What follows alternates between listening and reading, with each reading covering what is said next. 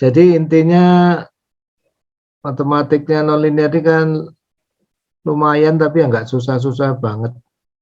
Tapi kita nggak sedang belajar matematik, kita itu belajar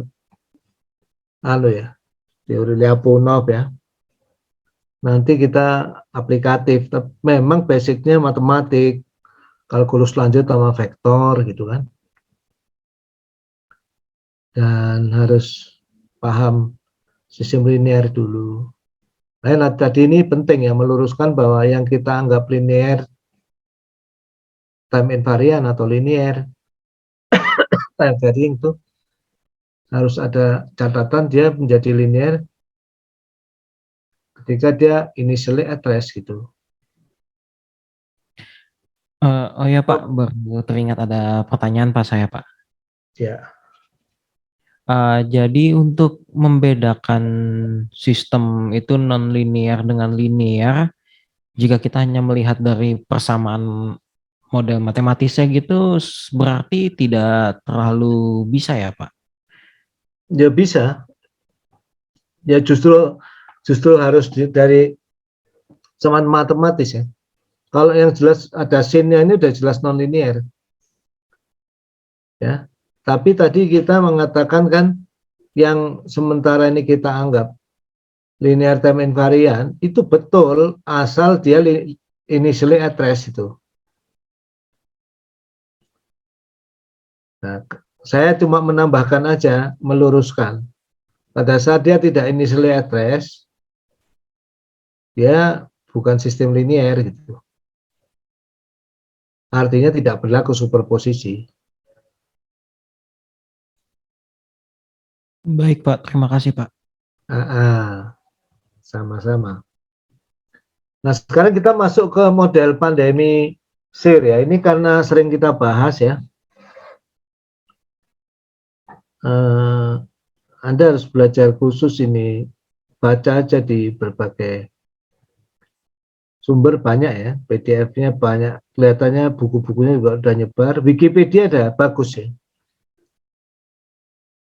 Supaya Anda paham model nonlinear yang namanya dinamika pandemi COVID.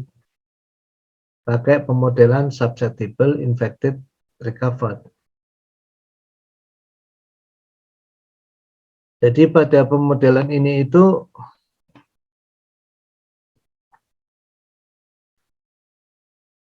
nanti akan dibagi 3 kompartemen ya. Kompartemen S itu artinya kelompok populasi masyarakat yang masih bisa tertular. Yang I itu yang sudah terinfeksi. Yang R itu recovered, itu bisa sudah meninggal atau sembuh. Nah, model SIR klasik ini ada asumsi kalau udah terinfeksi nggak bisa terinfeksi 2 kali. Ya, nanti kalau yang bisa terinfeksi 2 kali ya modelnya diperbarui lagi, dikoreksi begitu. Jadi di buku saya ini, buku yang ini udah dijelasin juga, S itu orang yang masih rentan untuk penyakit, artinya bisa tertular. Kemudian infected itu yang sedang terinfeksi virus, oleh karena itu dapat menularkannya ke orang lain. R itu orang yang sudah sembuh dan atau meninggal juga. Nah, ini kurang, ini harusnya tambah yang meninggal juga.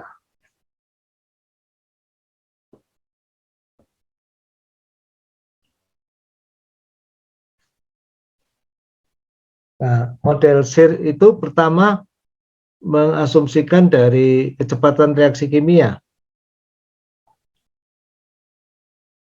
Ya, kecepatan reaksi itu kalau Anda ingat,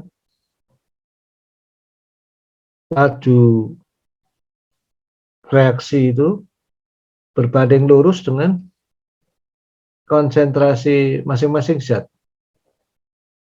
Ya, nanti kalau yang lebih detailnya ada pangkatnya itu apa? Tidak harus 1 pangkatnya, tapi untuk mudahnya Kermack dan McKendrick itu tahun 1927 memodelkan bukan COVID tentunya, tapi untuk penyebaran wabah pada umumnya. Jadi persamaan diferensialnya seperti ini ya, SIR itu. Cuma ini aja. Ini di Python sudah ada library-nya. Bahkan di sumber-sumber online sudah ada kalkulatornya. Jadi saya sering main-main juga sama kalkulatornya ini. Ini kalau Anda selesai sendiri pakai MATLAB, pakai Runge-Kutta juga gampang sekali. Ini kan persamaannya sangat simpel sih. Ordernya kelihatannya 3 padahal 2 ini ya. Jadi 3 variabel, tapi kalau di peras itu sebenarnya 2 itu. Karena kalau N itu jumlah populasi gitu ya, maka R itu pasti, kan N itu pasti, R itu dianggap konstan misalnya ya, untuk gampangnya. Nanti yang model lebih canggih tentu ada laju kelahiran dan kematian. N ini konstanta, itu adalah sebagian penduduk itu masih rentan, jadi saya sebut variabelnya S. Ini variabel state sebenarnya, fungsi waktu, tambah I fungsi waktu gitu. Infected ya, tambah recovered ya. Udah nggak ada lagi, kalau nggak dia masih rentan, sudah terinfeksi atau recovered. Ini asumsi belum ada vaksin lah. Nanti kalau mau ditambah ada vaksin ya monggo.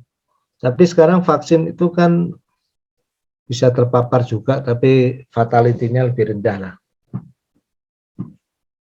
Nah ini menarik, nanti kalau ngomongin model pandemi itu jauh lebih pelik ketimbang kita ngomongin model robot atau model bandul atau model inverted pendulum atau satelit.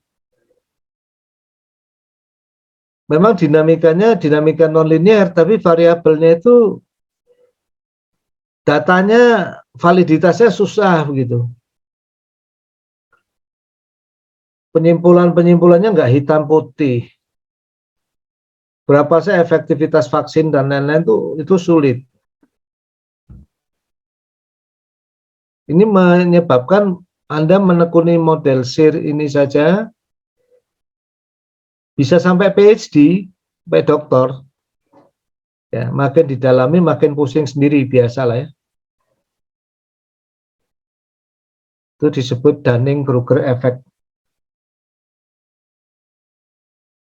Dunning-Kruger effect itu apa?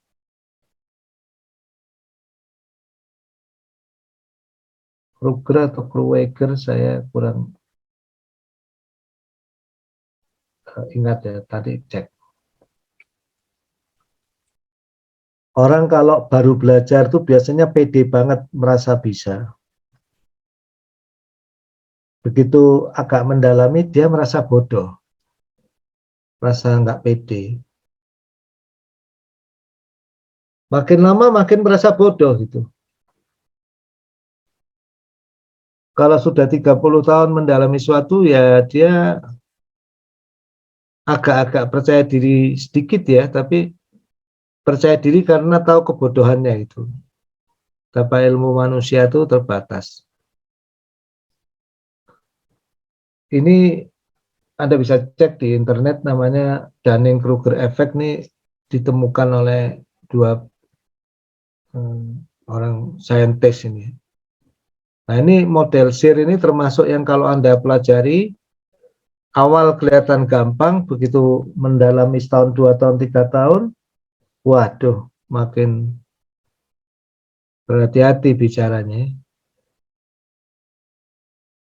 Di dalamnya ada lautan ilmu yang masih penuh tanda tanya lah ya. Tapi pemodelan secara sederhananya, secara saintifik, menurut saya itu model pandemi SIR ini paling apa ya, yang memenuhi syarat-syarat Sir Thomas Kuhn lah untuk pemodelan yang baik. Dia simple, skopnya luas ya. Dia itu punya kemampuan untuk diteliti terus-menerus dan didalami. Variannya model SIR itu udah banyak sekali. Apalagi saat COVID ini betul-betul bermanfaat ya. Nah, persamaan nomor 4 ini sebetulnya tidak susah ya. Anda perhatikan baris pertamanya dulu. Laju pertambahan orang yang rentan itu, dia kan nanti akan masuk ke infected ya.